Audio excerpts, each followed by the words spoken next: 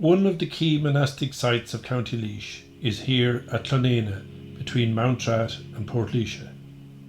It was here that St. Fintan set up a monastery in the 6th century. A seminary flourished here long after his death, producing scholars of the most profound learning and the highest culture.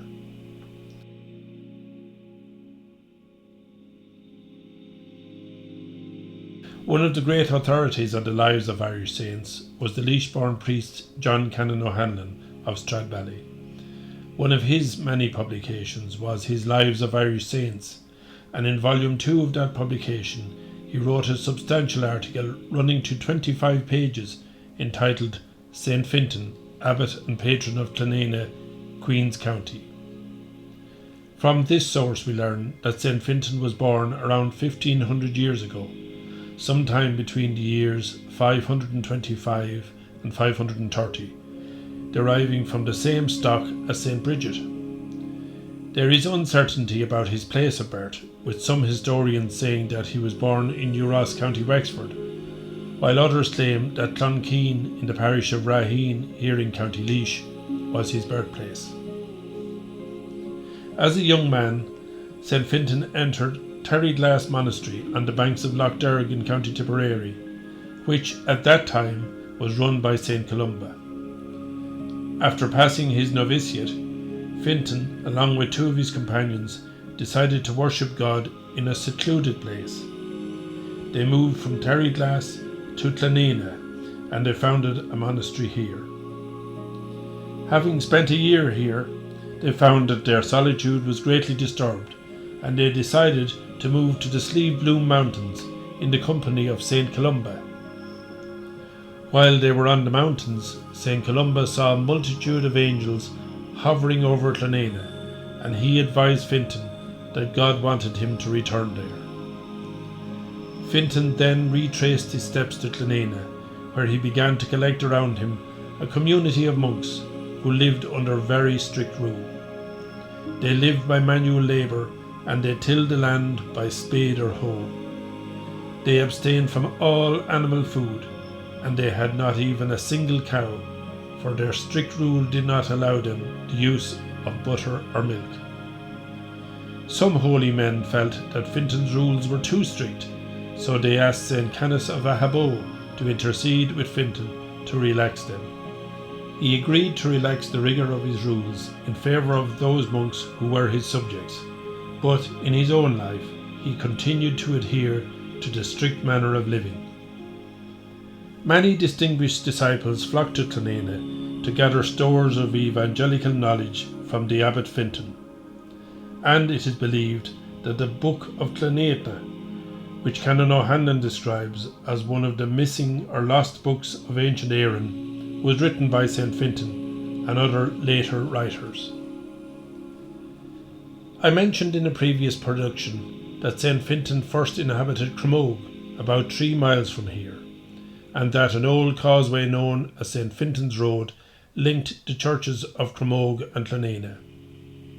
It is believed that here at Clonenagh 7 churches were erected, mostly grouped together on elevated ridges, and the area became known as the 7 Churches of Clonenagh. As Canon O'Hanlon noted on his visit here in August 1856, the ruins of only 1 church remain. Let's take a closer look.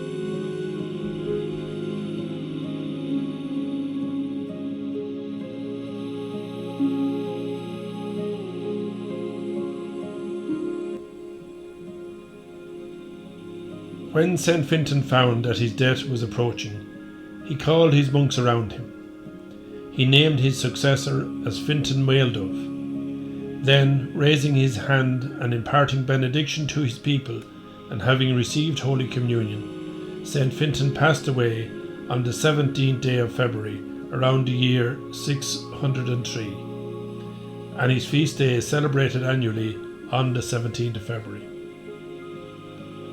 The original monastery of St. Fintan on this site came under attack in the 9th century by the Danes, and centuries later during the Cromwellian invasion.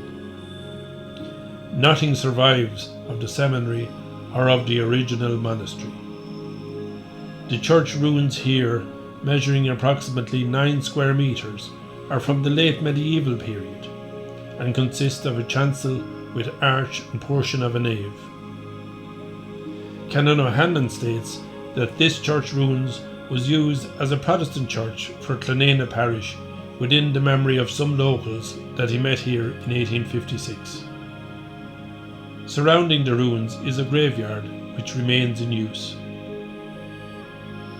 On the opposite side of the road, towards the east, lies another graveyard which rises above the road level and the adjoining fields. The original monastic site encompassed the entirety of the area between and including both graveyards, and the current roadway, which was once the main Dublin to Limerick road, cut through the monastic site.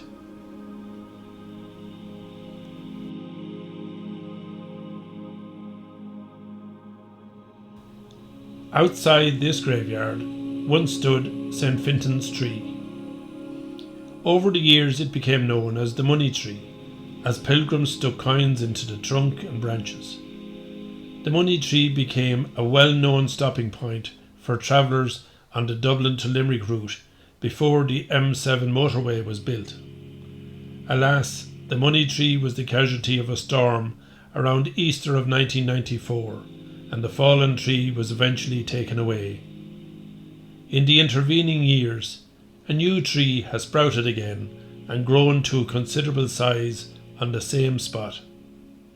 And, like its predecessor, passers-by are drawn to it, where some hang religious emblems, beads, etc., while the practice of lodging coins in the bark has resumed, it seems. What was remarkable about the original Money Tree, and caused it to become a spiritual or religious focal point, was the fact that water sprung from within its trunk. According to local tradition, St. Fintan's well lay in a nearby field, and pilgrims were accustomed to visiting it to pray for cures of various illnesses. The then Protestant landowner contrived to divert the well spring from his field to the roadside to relieve his land of unwanted visitors. Instead, the well sprung up within the tree. Canon O'Hanlon recounted that during the greatest heats of summer or the coldest days of winter, this water was to be found undiminished in quantity and unfrozen. Its production was regarded as miraculous and as indicative of St. Fintan's displeasure for what the peasantry were pleased to consider a desecration of the well. The waters contained in the original well of St. Fintan, on being diverted from their first site, were in great part transferred immediately to Cromogue, about 3 miles distant. On their way there, wherever a drop of those waters fell, a spring or pool was produced on the instant. Some say 7 such springs were formed between Clonenagh and Cromogue. So, the Money Tree here at Clonenagh and St. Fintan's Well at Cromogue have been focal points where pilgrims pray for cures for various ailments and illnesses. This may have been influenced by instances during the life of St. Fintan when he performed various miracles. One such instance is referred to in the Lives of the Irish Saints, regarding a man whose son was afflicted with paralysis and in a wretched condition came to St. Fintan. Prostrating himself at the feet of St. Fintan, that man asked in God's name that his son might be healed. St. Fintan extended his hands in prayer, and the paralysed man arose in perfect health, praising and blessing God. To the present day, pilgrims continued to credit their prayers to St. Fintan for cures, particularly for minor afflictions such as warts.